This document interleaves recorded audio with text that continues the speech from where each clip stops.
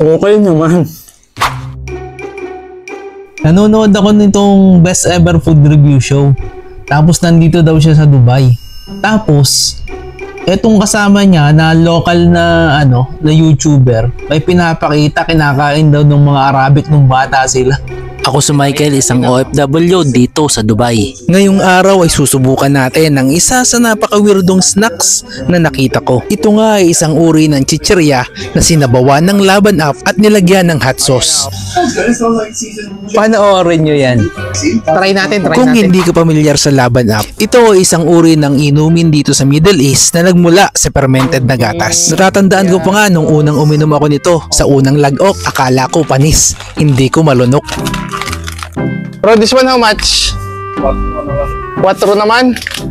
Bali ayon nga kay Pidgiani, yung local YouTuber dito sa Dubai, 3 lamang ang kailangan, yung Oman chips, yung laban up, at saka hot sauce. Bali di din na nga lamang ako bumili sa Bakala dahil nagpunta ako sa Bakir kanina, wala naman pala silang tinda. At yun, pagkatapos hindi ako yagyag at uuwi na.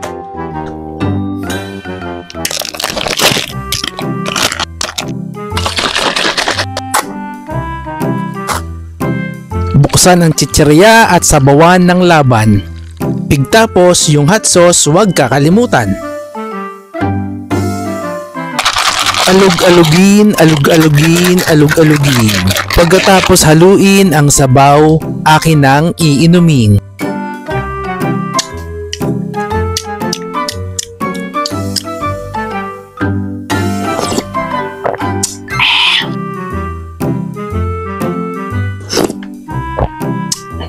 Maasim, maanghang. Ang anghang. Ito na yung niya.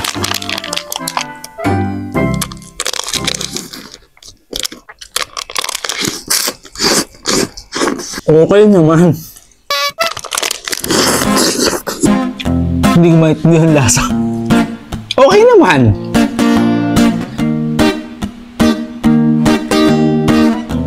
Mumula sa hot sauce.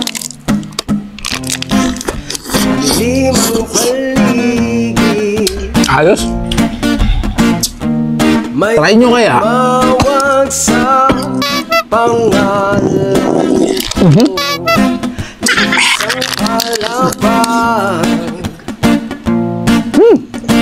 Yummy.